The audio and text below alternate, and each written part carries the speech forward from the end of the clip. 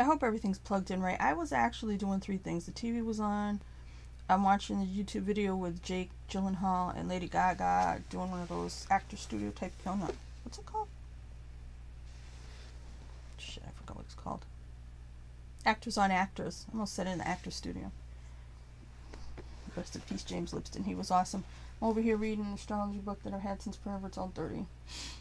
I don't know. I was listening to Jake. I was reading, and then something just bubbled up in my head. I was thinking about how I've been going to therapy, even though I thought that was a path to get some kind of help I need. I've been looking for practical help for a long time. I've been looking for practical help for like my whole life, but especially the last 20 years. It's just a thing here or there I need help with, and I haven't found that. And it's so funny because, like I said, people like to tell you that you're a certain kind of person who doesn't want help. That's why they don't help you.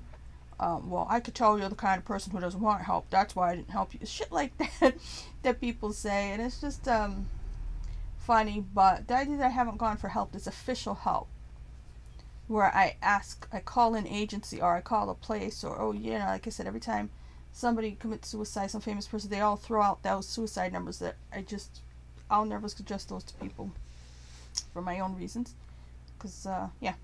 So I was just sitting here thinking about it. I was thinking about going to a therapist, and I was thinking about, I kind of feel like saying this isn't doing anything for me, and it hasn't. And I've known that for quite some time. But I keep thinking, well, maybe I'm wrong. Well, maybe there's something. And I was to the point where it's counter to what I really believe, about the nature of things and beings and people. And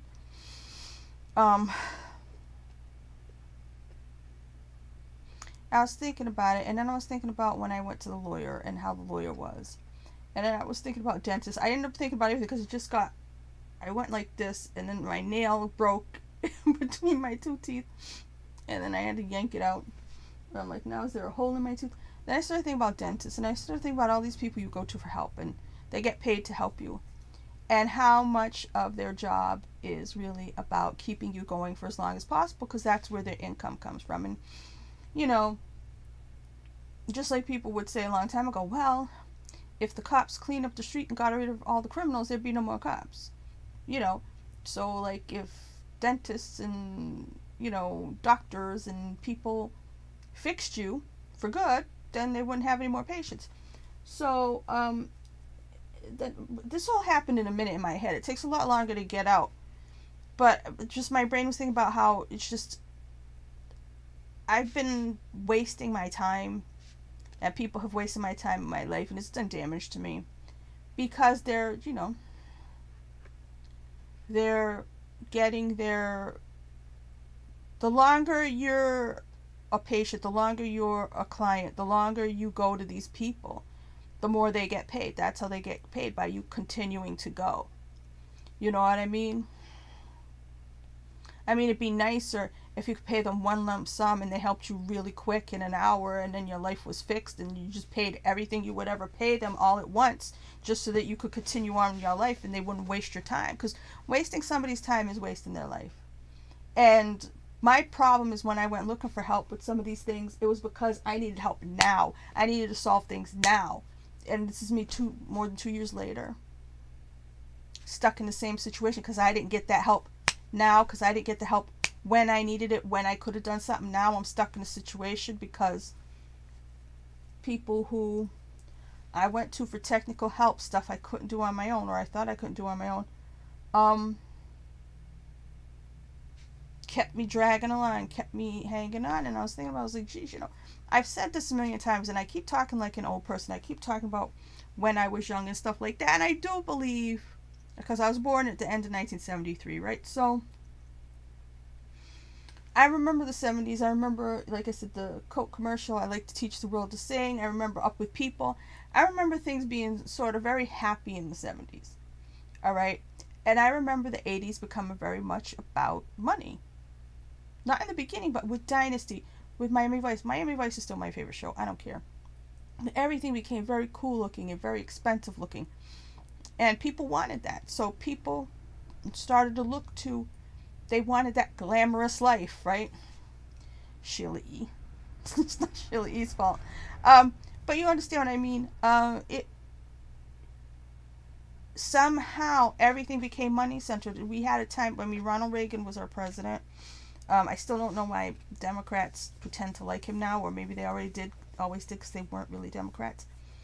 But the world was different, and I really look to the second half of the 80s, and when you started having drugs go into the neighborhoods because people in the neighborhoods wanted to make money they wouldn't have been able to make at a normal job, working your way up, because everything became about money. You had Wall Street people, you had the movie Wall Street. When I was at NYU, after I was at NYU, after I graduated, I was working at this import-export company. This other girl who worked there, Natasha, she was Russian, right?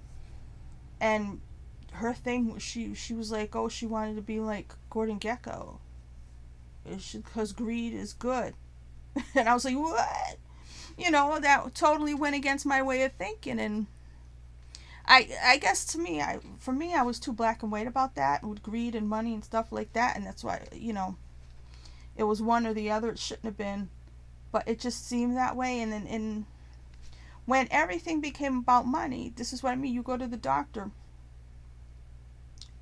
I remember going to the doctor younger, not just young, not even just back in the 80s, like in the 90s, years ago, when you didn't have to have a primary care doctor. I remember you go to the doctor, this thing hurts. And they will tell you what's wrong with it, and you will go home and you'll be satisfied and you will fix it, or you won't. Now you go, they have to send you on to somebody else, who sends you somewhere else to get a test, and you have to come back. So what you used to do in one appointment, one walk-in visit, now takes you 3, 4, 5 appointments, and then if it's actually something, you got to keep going and go back and check again and recheck and double check. I'm sorry to say, it's all about generating more money for the people who you're going to for this help. And like I said, I do believe, I remember a time where that wasn't the case, you know. And so I feel like, and I'm not saying people didn't want money, you know, before I was born in the 50s. I mean, in the gold rush, I mean, people wanted money because you need money to survive. I'm not talking about it. I'm talking about when everything became about money. You know what I mean? People want to have as much money as possible. They weren't happy with their regular life. They had to have more than the other guy. And it wasn't, I have to just have a better house, or I have to have a nice enough house, or a house like theirs. I was like, I have to have the best house. And now I got my house, it's not good enough. I have to make it a better house. And I have to do and I have to watch the home improvement channel all day long. And I have to keep, you know, and these houses need to be flipped, and everybody's got to improve this, and everybody's got to, oh, this person has that, I have to have it too. And, oh, this isn't in style anymore. We got to refurbish our house every 3 freaking years. You know, and it's just like, it became a thing where it's like, people are just stringing us all along. Everybody who's making us do something over and over and over again, it's because it makes them money somehow. We could be talking about government. We could be talking about pharmaceutical companies. We could be talking about anything that we're going through right now, where it's like, oh yeah, you got one, you got a second one, now you need a third one. The fourth one doesn't work. Yeah, anything where you got to keep coming back. You know, they've trained people to have subscriptions. They did that by getting people to lease cars instead of buy them outright and have them as classic cars, because they were pieces of junk. People have learned over the last 20, 30 years to not own, to not buy a car and keep it, to lease a car, and then when it gets to the point where you want a better car, you trade it in and then you lease it. You never own the freaking car. You just keep leasing a new car. And then once it gets slightly old, you lease a new car. And you just, once that started, because that wasn't how it was when I was a kid. People bought their freaking car. You know what I mean? They leased it and then they owned it and then they kept it. And they waxed it and they took care of it. You know what I mean? So anybody who's got you coming back, they're doing that for the money, whether it's for help, whether it's for this or that. And people have been trained to just keep paying into things and never own things. And that's where we're headed. That's where we've been headed. But there's too much of it that's a sham. I honestly feel like my couch is vibrating. This is, I'm not pausing this. Alright, so, see, there was a car outside, and it was shaking my house. Okay, so, no, they left. It's still happening, so maybe it's my leg. I'm sitting in a particular way. But, yeah, it's, and I'm sitting there feeling like a victim. And I'm sitting there aggravated with myself, and I'm saying, how did you end up with this life? How did you end up so low? Because I've been low for years, and the only thing that was saving me was my mom. But I've been the lowest man on the totem pole for a long, long time. And I ask myself, how did you do this? This isn't your personality, because I'm reading this astrology stuff, and I'm looking and I'm like, that's you. That's your personality. How are you? You're not meek. Why do you live a meek existence? You know, why do you live a victim's existence? I don't understand, and I can't explain it to anybody either. And I can say it a million times. They think I'm making excuses or whatever. I don't know, because it doesn't compute. It doesn't compute for me either. That my way of thinking and my ideas and my personality ends up with this kind of life. And I'm just sitting there thinking about it. I'm just thinking about all the people I went to for supposed help. When people will tell, I mean, people barely know me. People just see me my whole life, like neighbors, literally telling me that I don't want to ask for help. Like, once my mom died, that I didn't want to ask for help because I'm too proud. I never said anything to them remotely like that. They just made that up. Because of how I look, because of how I appear to be. You know what I mean? So many people think I didn't ask for help. They don't know it's not there. They think there's programs that were around in the 80s and 90s, and I just didn't want to go. They stopped existing a long time ago. You know what I mean? I looked for everything, and where there's nothing, there's nothing. So I'm not saying, oh, boo-hoo me, I needed this help. I'm just saying, if you think that, you know, the people who think, oh, I was too proud, or I'm this or I'm that, the help wasn't there. I looked for it. You know? And I didn't want to, and I didn't want to be somebody who needs help. That's why I'm reading this astrology stuff, going over stuff. I was looking up somebody else, not myself. But I'm just reading it, and I'm like, then I flip it onto the page. It's my stuff, and I'm like, how is this you? How is this your life if that's your personality? And I don't know. In my own life, I don't know. I'm just sitting there, and I'm like, Jesus. And I'm thinking about all the times there are these people in my life. It's like, why did I even have to come to the point where I needed to go to these people? It's like, I know what they're doing. This is the second time. I know what's going on. I know what the deal is. I don't see another way. I don't see a way to just say, well, F you, you know. I know what you're doing. I know you're just collecting money, you know, through insurance or whatever else. But I'm almost pinned in a situation where it's impossible to do it on my own, and that's what I'm saying. People don't understand how much help they have had, whether it's parents or friends or somebody else, or somebody told them something, or somebody who knew something.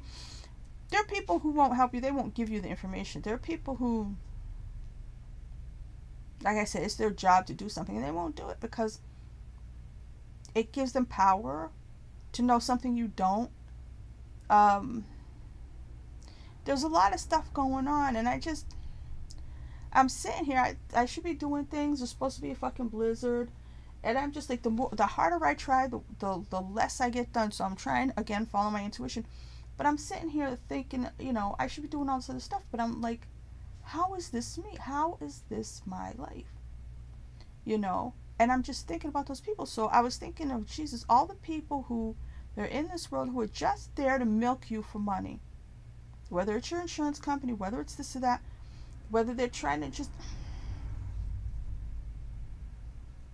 keep our world shut down, whatever they're trying to do, it benefits them monetarily somehow.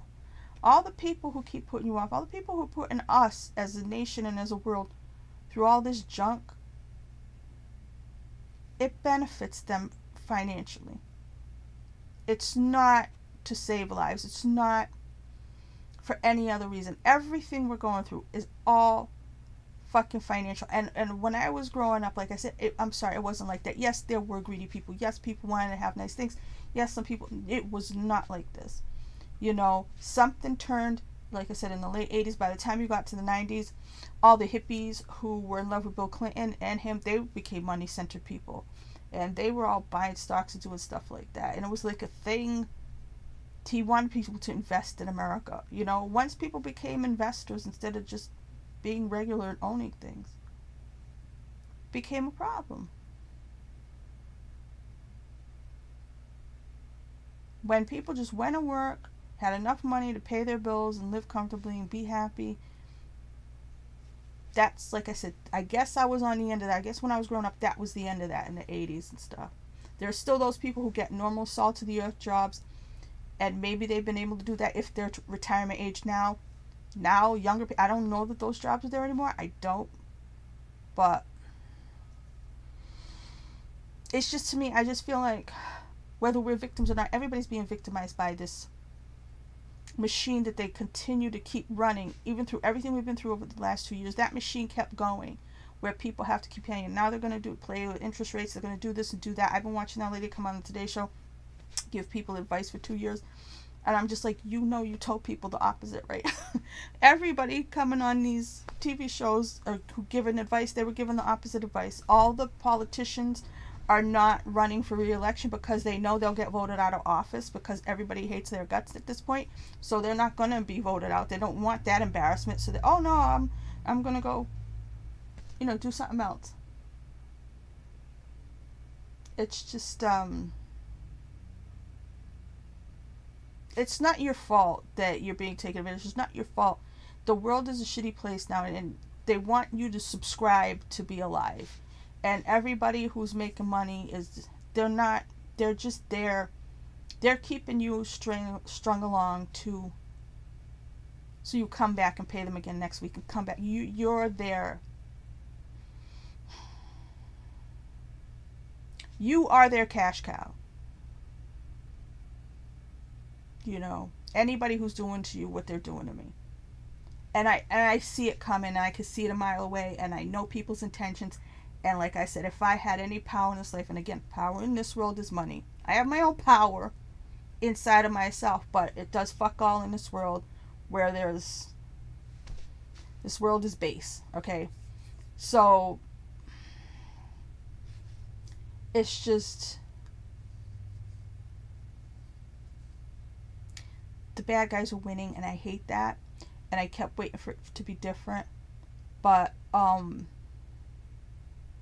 and even so-called good guys are bad guys because they're doing bad guy things, and they're stringing people along. And when it's a medical profession or anything like that, it really sucks. When it's all these things like doctors and lawyers, and they're actually supposed to be helping people, and they kind of don't. And it's like, you know what, this shit ain't right. But yeah, we're being used in this way. We're being strung along to just keep everything that's keeping you suspended in time is because it makes money for somebody to keep you suspended in time. Where your life isn't moving forward, it's because somebody's making money off of you staying paused. And it's not just happening to me, I know it's happening to everybody. It's not fucking fair. It's happening to us in different ways, for different reasons, at different stages of our life, in different circumstances, but we're being kept on hold, and it really, really fucking sucks.